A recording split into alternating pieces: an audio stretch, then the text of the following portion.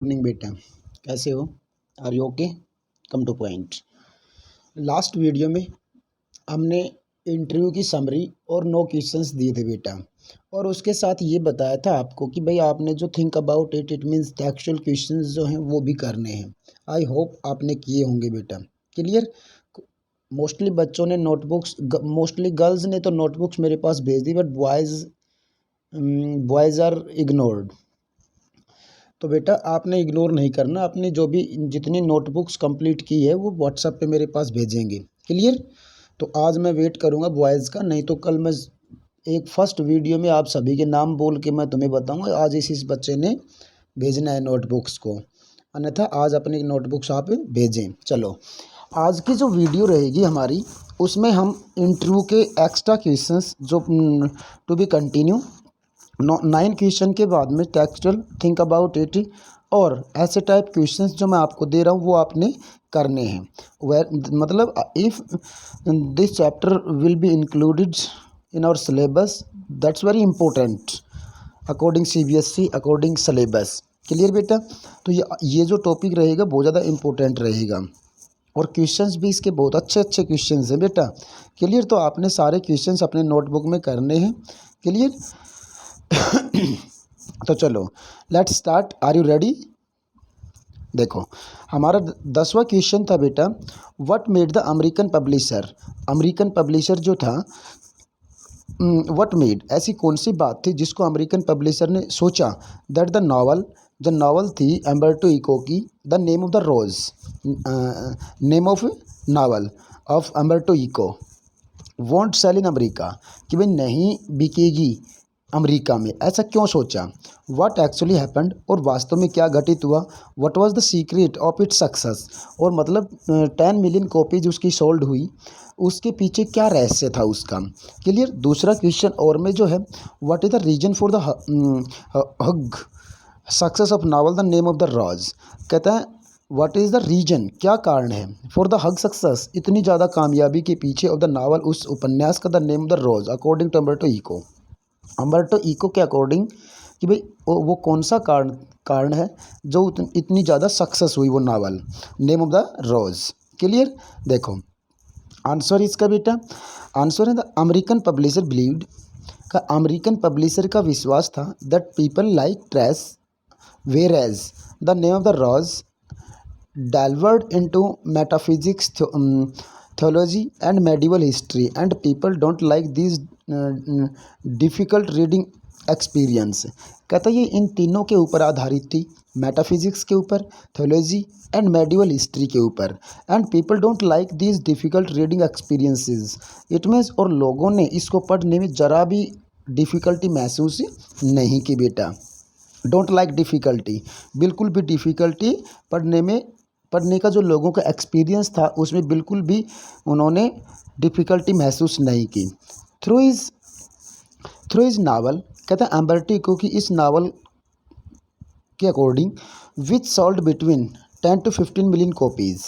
Through this novel, कहता है इसकी जो 10 से 15 मिलियन कॉपीज़ बिकी, Umberto Eco reached only a small percentage of readers. कहता है 10 से 15 मिलियन जब कॉपीज़ बिकी ना, तब तक कुछ एक मतलब कुछ परसेंटेज ही रीडर्स तक उनकी नॉलेज, मतलब रीडर्स उनको जानने लगे। But according to him, Umberto Eco के according, it is those kind of readers, कहता जो पढ़ने वाले जो रीडर्स जिन्होंने पढ़ी वो जो रीडर्स थे किस टाइप के थे? Who don't want easy experiences, who don't want, जो नहीं चाहते ईजी एक्सपीरियंस, इट मीन्स जो मतलब क्या बोलते हैं उसको, राइटिंग स्किल जो ईजी हो, ईजी रीडिंग स्किल्स को पढ़ना नहीं चाहते, ऐसे रीडर्स थे जो जिन्होंने इसको पढ़ा। और एटलीस्ट, और कम से कम, डोंट ऑलवेज वांट दिस, और नहीं चाहते हमेशा इसी प्रकार की राइटिंग स्किल को, it means easy writing skill को। एम्बर्टो eco can't categorically state the reason for the success of the novel the name of the rose। कहते हैं बेटा एम्बर्टो इको कांट कैटेगरिकली, कहते हैं उनको वर्गीकृत नहीं कर सकते स्टेट ऑफ रीजन। कहते स्टेट मीन्स कहता स्थिति, situation, the reason of success of the novel. कहते हैं जो उस the name of the rose novel की जो बड़ी कामयाबी थी उसको कैटेगराइज नहीं करना चाहते, उसका कारण को, मतलब उसकी सक्सेस के कांड को। He himself refer to his success as a mystery. कहता है खुद एम्बर्टो इको इसकी सक्सेस को एक मिस्ट्री बताते हैं। इट मीन्स रेफर करते हैं, इसके मतलब इतनी बड़ी कामयाबी हुई, एक रहस्य बताया। ही फील्स, एम्बर्टो इको महसूस करते हैं, दिस डिटेक्टिव स्टोरी, कहता है जो ये जासूसी वाली कहानी थी नेम ऑफ द रोज वाली, that डेल्वर्ड into metaphysics, theology and medieval history interested the readers as it was written at the most appropriate time। कहता है जो मेटाफिजिक्स और बेटा थियोलॉजी एंड मेडिवल हिस्ट्री के जो इंटरेस्टेड द रीडर्स, जो भी रीडर्स इन तीनों में इंटरेस्ट रखते थे, एज इट वाज रिटन, जो लिखी गई थी at the most appropriate time, जो कि बिल्कुल सही उचित समय पे लिखी गई थी। Had it been written in a decade earlier और लेटर, कहता क्या ये लिखी जाती एक दशक पहले या लेटर बाद में, it would not have been so success, तो इतनी ज़्यादा कामयाब नहीं होती। द वे, इस तरह से the book stormed the literary world, कहता इस बुक ने, इस नावल ने, the name of the rose novel ने, कहता लिटरेरी वर्ल्ड में, जो शैक्षिक मतलब वर्ल्ड संसार जो था उसमें क्या मचा दी बेटा, स्टॉर्म, तहलका मचा दिया, तूफान ला दिया। Once it was out surprise anyone, तो हर आदमी के, हर रीडर्स के लिए इतना ज़्यादा सरप्राइज, मतलब अचानक से इतनी ज़्यादा कॉपीज सोल्ड हुई इसकी। तो इवन दो, यद्यपि यहाँ तक it content somewhat heavy reading, the book attracted a mass audience, कहता इस बुक ने हैवी रीडिंग के साथ साथ ए मास ऑफ रीडर्स को अट्रैक्ट किया। इट मीन्स बहुत सारे लोगों को अपनी तरफ अट्रैक्ट किया। And Eco became famous as a novelist, और कहता उस फेमस टी के साथ, नेम ऑफ द रोज की फेमस टी के साथ एम्बर्टो इको जो थे वो क्या हो गए बेटा, became famous as a novelist, उपन्यासकार के रूप में प्रसिद्ध हो गए।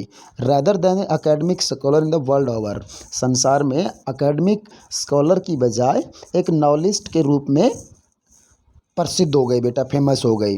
क्लियर आया समझ में।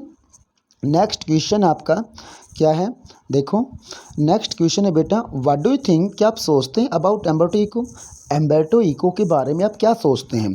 Does he like being interviewed, does he like being, क्या वो एक इंटरव्यू की तरह ही महसूस करते हैं। Give reason in spot your answer from the text the interview, the interview के अकॉर्डिंग आप इस टेक्स्ट, इंटरव्यू जो टेक्स्ट है उसके अकॉर्डिंग आप अपने आंसर का स्पॉट करते हुए, इट मीन्स फेवर और इन फेवर में आप उसको प्रूव करें।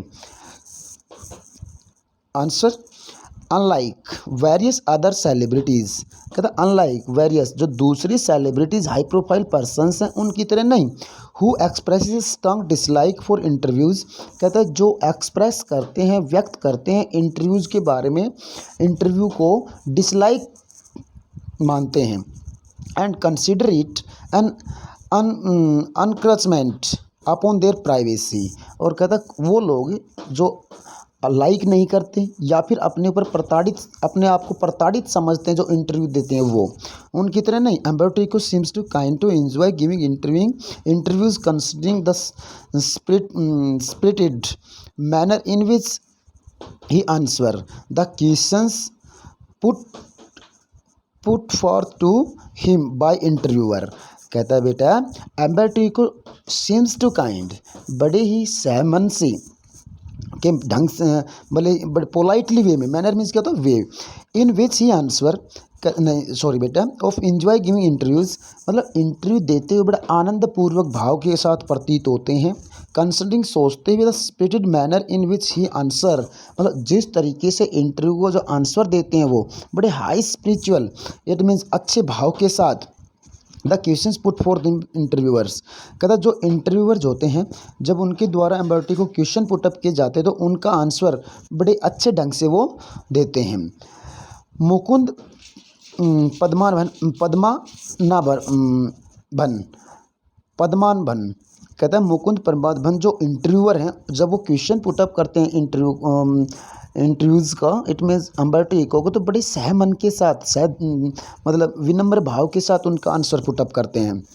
Eco readily and truthfully answer, कहता है रेडिली इट मीन्स बिल्कुल स्ट्रेट, एंड विश्वास के साथ आंसर देते हैं। ऑल द क्वेश्चन, सभी प्रश्नों का, in the most most humble, बड़े विनम्र एंड सिंसियर मैनर, और बड़े ही सिंसियर मैनर के साथ। डेल्विंग इनटू डिटेल्स, डेल्विंग मीन्स मेंशन करते हुए सभी आंसर्स को में डिटेल को। दस इस प्रकार से revealing the fact, revealing means क्या होता है बेटा, शो करना, द फैक्ट शो कर, दस इस प्रकार से revealing the fact that he actually doesn't mind sharing his experiences with others. कहता है जब एम्बर्टो इको अपनी सीक्रेसी, अपनी पर्सनल इंफॉर्मेशन दूसरे इंटरव्यूअर के सामने शेयर करते तो उसमें बिल्कुल भी डोंट माइंड, इट मीन्स कोई भैग नहीं है उनको, और बिल्कुल स्ट्रेटली फैक्ट जो हैं बिल्कुल सीधी तरीके से फैक्ट को शो करते हैं, बताते हैं। At no point does he display any kind of hells to wind up the interviews, मतलब बिल्कुल भी किसी प्रकार का अपने मन के ऊपर बोझ को महसूस नहीं करते इंटरव्यू में। इन फैक्ट वास्तव में ही एक्सप्लिसिटली आंसर, स्पष्ट रूप से आंसर देते हैं। ऑल द क्वेश्चन, सभी प्रश्नों का, दैट पद्मान वन आस्क्स हिम, जब पद्मान जो इंटरव्यूअर जो हैं वो उनसे जब प्रश्न पूछते हैं तो सभी क्वेश्चंस का आंसर बिल्कुल स्ट्रेट देते हैं। Giving the interviewer a feeling of warmth and being welcome, मतलब इंटरव्यूअर का वेलकम करते हुए बड़े मतलब विनम्र भाव के साथ वार्मथ महसूस करते हुए, में अच्छा महसूस करते आंसर देते हैं। क्लियर। नेक्स्ट क्वेश्चन जो हमारा है 12th का बेटा, देखो, why did Umberto Eco start writing novels and when, कहता कब और क्यों करते हैं नावल्स को लिखना शुरू। व्हाट डज इको से, क्या बोलते हैं, about the success of his novel the name of the rose, name of the rose की जो इतनी बड़ी कामयाबी हुई उसके पीछे क्या बोलते हैं, क्या रीजन। इन स्पाइट ऑफ, के बावजूद, in being difficult and very serious novel, कहता है नेम ऑफ द रोज बड़ी सीरियस होने के नाते, मतलब सीरियस थी, और बीइंग डिफ़िकल्ट, और थोड़ी सी क्रिटिकल राइटिंग में थी, तो कहता है उसकी हक सक्सेस के पीछे क्या कारण बताते हैं एम्बर्टो इको। समझ में आया। ये क्वेश्चन आपने, इस क्वेश्चन को आपने खुद अटेम्प्ट करना है बेटा। क्लियर। आपने लेसन को पढ़ा होगा, समरी की वीडियो देखी, तो आपने खुद करना है इस क्वेश्चन को, कर सकते हो ना, you can do and you must. Next question देखो, what impression do you form, आपके ऊपर क्या प्रभाव पड़ा about Umberto Eco as a scholar, भाई जब शैक्षणिक and writer on the basis of the interview, कहता जब इंटरव्यू ने अपने पर्सनल इंफॉर्मेशंस को डिलीवर किया एन इंटरव्यू में, तो उसने क्या लिखा और मतलब क्या सोचते हैं, क्या प्रभाव पड़ा आपके ऊपर उसके, मतलब एकेडमिक स्कॉलर होने के साथ साथ। और व्हाट, दूसरे क्वेश्चन क्या है इसका सिमिलर बेटा, what was distinctive about echoes academic writing style, distinct unique, कहता है एम्बर्टो इको की जो राइटिंग स्टाइल थी, एकेडमिक राइटिंग स्टाइल थी, उसमें आपको क्या यूनिक लगा। क्लियर। ये क्वेश्चन हम करवा चुके हैं पहले, ये भी, तो ये भी आपने खुद ने करना है बेटा। अब नेक्स्ट क्वेश्चन जो हमारा है 14 का, echoes academic work has certain playful, कहता इको का जो एकेडमिक वर्क जो था, शैक्षणिक कार्य जो था, वो क्या है, हैज़ सर्टेन प्लेफुल। हाँ ठीक है, इको का जो राइटिंग वर्क, एकेडमिक वर्क जो है वो थोड़ा सा निश्चित रूप से प्लेफुल एंड पर्सनल क्वालिटी, उसमें निजी गुण शो होता है। अबाउट इट, इसके बारे में कमेंट, टिप्पणी कीजिए। Clear. Eco presents is arguments very logically and with stable wit and playfulness in it. Wit means क्या होता है, विट मीन्स होता है बेटा क्या, ट्रेट, ठीक है, एंड प्लेफुलनेस टू इट, बड़े मनोरंजन और सबस्टल एंड प्लेफुलनेस के साथ अपनी एकेडमिक राइटिंग स्टाइल को शो करते हैं बट लॉजिक वे से।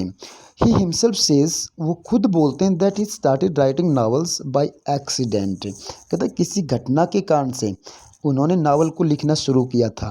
ही असेंशियली कंसिडर्स, कहते वास्तव में असेंशियल महत्वपूर्ण ढंग से कंसिडर्स, सोचते हैं, हिमसेल्फ अपने आप में, ए यूनिवर्सिटी प्रोफेसर, मतलब अपने आप को असेंशियलनेस बताते हैं, असेंशियल बताते हैं एक प्रोफेसर, यूनिवर्सिटी प्रोफेसर के रूप में। Who wrote novels on Sunday, जो लिखता था बेटा, जिसने लिखी नावल्स को ऑन संडे को। This non fictional writing is a marked departure from the regular personalized style which is often dry and boring. कहता है जो कि ऐसे टाइम पे जब लिखते हैं कभी मतलब आफ्टर सम टाइम, तो वो राइटिंग क्या होगी बेटा, बोरिंग होगी, ऐसा मानना है। इवन इज रिसर्च, यहाँ तक कि उसकी जो रिसर्च का जो कार्य था, has a quality of creative writing and makes no any information but also interesting reading. कहता है बेटा इवन इज रिसर्च वर्क, उसका जो रिसर्च जो वर्क था, प्रयोग की जो कार्य जो है, has the quality of creative writing, मतलब उसकी क्वालिटी थी कि बेटा उसकी राइटिंग जो थी ना वो बड़ी क्रिएटिव थी। And makes not only information ही नहीं बनाया उसको, बट आल्सो इंटरेस्टिंग रीडिंग, मतलब अपनी राइटिंग स्टाइल को यूनिक बनाते हुए इंटरेस्टेड भी बनाया। In this doctoral dissertation Eco tells the story of his research including his trials and errors. अपनी गलतियां और ट्रेल्स, अपनी क्वालिटीज़ और अपनी गलतियों को बताते हुए अपनी रिसर्च में उसको इंक्लूड करता है। His essays too always have a narrative aspect, और कहता है उनके इज एसेज टू ऑलवेज, उनके ऐसे जो निबंध लिखे वो भी हमेशा ए नैरेटिव एस्पेक्ट, मतलब नैरेटिव मीन्स जो कि एक प्रारूप देना, नैरेट करना, एस्पेक्ट तथ्यों में लिखा गया था।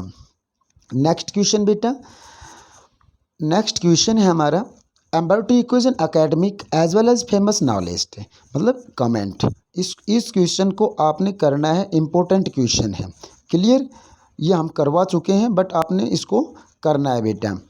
नेक्स्ट जो 16 का क्वेश्चन हमारा है, why do some celebrity writers not like being interviewed. कहता है क्यों जो सम सेलिब्रिटी जो हैं, कुछ जो हाई प्रोफाइल पर्सन जो हैं writers, not like being interviewed, क्यों पसंद नहीं करते इंटरव्यू को देना। ठीक है, ये आपने जब लेसन को पढ़ा तो एडवांटेजेस और डिसएडवांटेजेस समरी में हमने करवाया था इसको, भाई कुछ एक राइटर क्या फील करते हैं जब इंटरव्यू करते हैं तब, क्लियर, तो ये आपने करना है।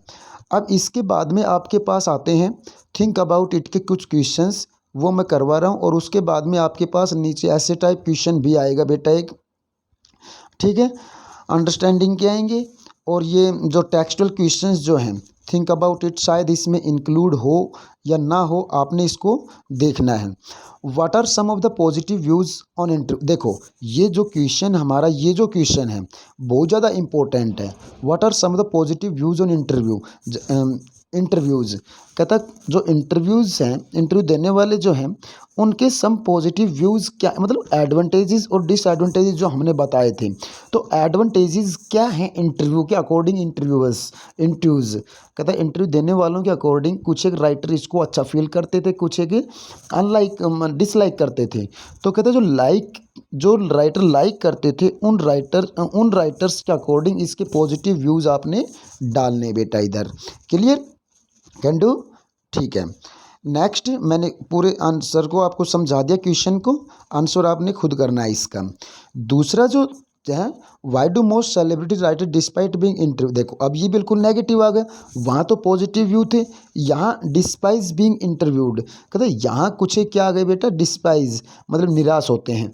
ये डिसएडवांटेजेस क्या हैं उसके, वहाँ पॉजिटिव व्यू थे या नेगेटिव व्यू बताने हैं, क्लियर, दोनों हो गए क्वेश्चन। ये बड़ा क्वेश्चन, ऐसे टाइप क्वेश्चन भी बन के आ सकता है दोनों एक में मिला के।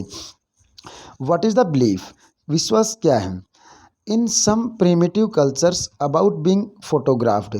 फोटोग्राफ मीन्स क्या होता है, जब मतलब वो इंटरव्यू होता है, इंटरव्यू के दौरान जब इंटरव्यूज़ और इंटरव्यूअर के बीच की जो कन्वर्सेशन चलती हैं, पर्सनल इन्फॉर्मेशन जो जानना चाहते हैं, तो उस दौरान जो फोटोग्राफी होती है उसके बारे में सम प्रिमिटिव कल्चर्स जो होते हैं, मतलब एक उनका अपना रीति रिवाज है, उसके अकॉर्डिंग फ़ोटो लेते हैं, उसके बारे में क्या विश्वास है, ठीक है। तो ये भी आपने करना है बेटा। नेक्स्ट क्वेश्चन 4 का मैं क्वेश्चन समझा रहा हूँ आपको, आपने आंसर खुद करना है, क्लियर। तो देखो नेक्स्ट क्वेश्चन जो हमारा है वो है बेटा, व्हाट डू यू अंडरस्टैंड, अब क्या समझते हैं by the expression thumbprint on his wind pipe. ये बहुत ज़्यादा इम्पोर्टेंट डिसएडवांटेजेस का सबसे बड़ा जो राइटर्स फील करते हैं, डिसएडवांटेजेस में सबसे इम्पोर्टेंट पॉइंट है बेटा thumb print on wind pipe. Wind pipe क्या होता है, सांस नली के ऊपर थंब प्रिंट कर दिया, इट मीन्स किसी ने अपने अंगूठे से दबा दिया। जब इंटरव्यू देते हैं ऐसा फील करते हैं कि सांस नहीं आता, सफोकेटेड हो जाते हैं। तो देखो ये क्वेश्चन मैं आपको समझा रहा हूँ, आंसर इसका होगा सोल बेलो, ये राइटर है। वंस डिस्क्राइब इंटरव्यूज, एक बार इंटरव्यू देते हुए उन्होंने वर्णन किया as being like thumb prints on his windpipe, कहता जैसे कि उसकी श्वास नली को अंगूठे से दबा दिया हो, ऐसा महसूस किया एक बार इंटरव्यू देते हुए। किसने, सोल बेलो ने। इट मीन्स, इसका मतलब है a treated interviews as a painful experience, मतलब जब वो इंटरव्यू दिया तो उन्होंने महसूस किया बड़ा ही पेनफुल, बड़ा ही डरावना सीन उनके सामने आया। एज समथिंग, जैसे किसी ने that cot him by his wind pipe, जैसे कि किसी ने उसकी विंड पाइप को, इट मीन्स श्वास नली को दबा दिया हो, स्कैज दबा होल्ड बना ली हो हिम उसके ऊपर, and left indelible thumb prints on that, कहता है जैसे कि किसी ने उसके विंड पाइप को दबा दिया हो अंगूठे से, ऐसा महसूस किया। इट आल्सो मीन्स, इसका मतलब ये भी है that when the interviewer forces personal details, कहता है जब इंटरव्यूअर जो है, इंटरव्यू लेने वाला जो है वो जब आदमी की पर्सनल डिटेल्स के बारे, पर्सनल इन्फॉर्मेशन लेता है फ्रॉम हिज इंटरव्यू, जब इंटरव्यू से, इट मीन्स इंटरव्यू देने वाले से, it became undesirable and cruel, कहता अनडिजायरेबल, वो ऐसे पर्सन पुटअप करता है इंटरव्यूअर कि भाई जैसे कि उसकी जो कि अनडिजायरेबल, अनएक्सपेक्टेड, जो हम सोच भी नहीं सकते वो क्वेश्चन पुटअप करते हैं, एंड क्रूअल, बड़े निर्दयी रूप से। क्लियर बेटे, ये क्वेश्चन आपका ऐसे टाइप बन सकता है, शॉर्ट तो मैंने आपको बता दिया, ऐसे टाइप क्वेश्चन आपने इसको बना के लिखना है। एंड फिफ्थ क्वेश्चन जो हमारा टेक्सचुअल है वो है बेटा देखो, हु, कौन, इन टूडेज वर्ल्ड, आज के संसार में, is our chief source of information, मतलब चीफ, मुख्य सोर्स क्या है इंफॉर्मेशन का आज के संसार में, अबाउट पर्सनैलिटीज। पर्सनैलिटीज मीन्स क्या होता है बेटा, व्यक्तित्व के बारे में। The interviewer is also, the interviewer, interview लेने वाला जो है, is a cheap source of information in today's world. Our most vivid impressions of our contemporaries are based on communication that comes from them, कहते हैं communication जो हमारा है वो किससे आता है, इंटरव्यू से आता है। इस प्रकार से interviewers hold a position of power and influence, कहता इंटरव्यूअर्स जो हैं, इंटरव्यू लेने वाले जो हैं, होल्ड से पोजीशन, उनका स्तर होता है, मतलब वो अपनी पकड़ रखते हैं, और पावर, बड़ी पावर से, एंड इन्फ्लुएंस, बड़े प्रभावित कर देते हैं इंटरव्यूज़ को। क्लियर। तो अगला जो अंडरस्टैंडिंग की क्वेश्चन है वो हो सकता है कि आपका वैल्यू बेस्ड क्वेश्चन भी हो, तो ठीक है ना बेटा। फर्स्ट क्वेश्चन मैं समझा रहा हूँ, आंसर आपने इनके लिखने हैं। डू यू थिंक, क्या आप सोचते हैं Umberto Eco likes being interviewed, क्या भाई एम्बर्टो इको पसंद करते हैं इंटरव्यू देना, give reason for your opinion, हाँ, मतलब Umberto Eco likes the interviews, it means आपने अपने आंसर को प्रूव करना है ओपिनियन दे के, गिव रीजन्स, जो भी आप लिखो उसका रीजन्स देना है। क्लियर। सेकंड क्वेश्चन है बेटा क्या, how does Eco find the time to write so much, मतलब इको ने किस प्रकार से लिखने का समय अपने लाइफ में फाइंड किया, इट मीन्स ढूंढा। संडे को लिखता था नावल्स, क्यों, वो हमने बिल्कुल अच्छे से बताया था, समरी में भी बताया था, लेसन में भी है कि भाई उसने संडे को ही क्यों सपोज किया था। जैसे उसने बताया एटम्स के अंदर कुछ स्पेस होता है, उस एटम स्पेस के अकॉर्डिंग हमारी लाइफ में भी कुछ स्पेस है, सेपरेट स्पेस है, उसी स्पेस में हम अपने पर्सनल कार्य कर सकते हैं, तो उसके अकॉर्डिंग इसका आंसर बनेगा बेटा।